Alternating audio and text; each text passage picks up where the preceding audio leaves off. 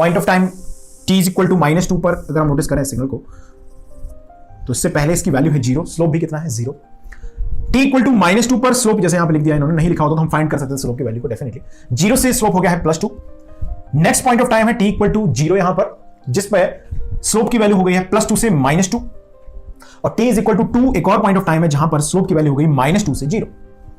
यानी कि सबसे पहले हमने ये नोटिस किया कि इस सिग्नल के अंदर सिर्फ क्या है, स्लोप चेंजिंग हो रही है, यानी कि this is the simple combination of straight line. Okay, there is no sudden change, there is a change of continuity, continuous changes इसमें हो रहे हैं, सडन चेंजेस की कोई बात नहीं है। एक बात समझ में आ गई। ओके, अब हमें दो बातें नोटिस करनी है। पहला कौन सा, टाइम शिफ्टिंग कितनी वैल्यू से की जाएगी वो नोटिस करना है।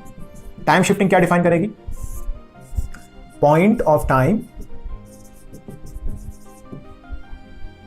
स्लोप चेंजेस, जहां पर वेयर स्लोप चेंजेस। क्लियर है? तो हमें देखना है कौन कौन से पॉइंट ऑफ टाइम है जहां पर टाइम शिफ्टिंग होगी। दूसरा हमें देखना है कि इसका कोफिशिएंट कितना होगा। कोफिशिएंट क्या दिखाएगा, amount of change in the slope, यानी कि मैं बोल सकता हूं final slope minus initial slope.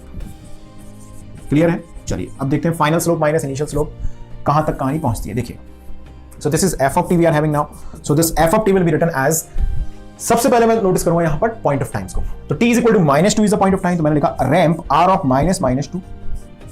Okay, t is equal to 0 ये पॉइंट है जहां पर +2 से स्लोप हो चुका है -2। आपको नोटिस करना है किन किन पॉइंट ऑफ टाइम पर स्लोप चेंज हुआ है ना। तो यहां पर +2 से -2 हो गया है, बिल्कुल सही है। यहां पर देखें अगर हम t इक्वल टू 2 को नोटिस करते हैं तो यहां पर स्लोप हो चुका है -2 से 0, यानी कि एक तो हमारे पास t इक्वल टू -2 ऐसा पॉइंट आया है, एक t इक्वल टू 0 आया है, और तीसरा आया है t इक्वल टू 2।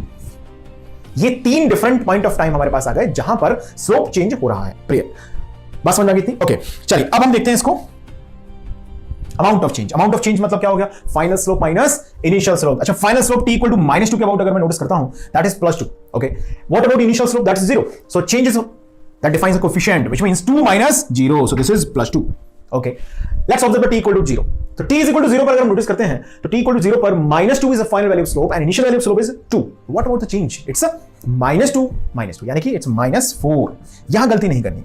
क्लियर है? -4 समझ में आया कैसे। Final slope t equal to 0 के अगर आप देखें अबाउट तो हो चुका है -2, इनिशियल स्लोप अगर देखें तो ये है +2। तो चेंज कितना होता है, -2 यानी कि फाइनल माइनस इनिशियल यानी कि +2, कितना आया -4। यहां पर देख लेते हैं, इनिशियल स्लोप है -2, फाइनल स्लोप है 0, चेंज कितना हुआ 0 माइनस -2 यानी कि चेंज हुआ है +2 का। क्लियर है?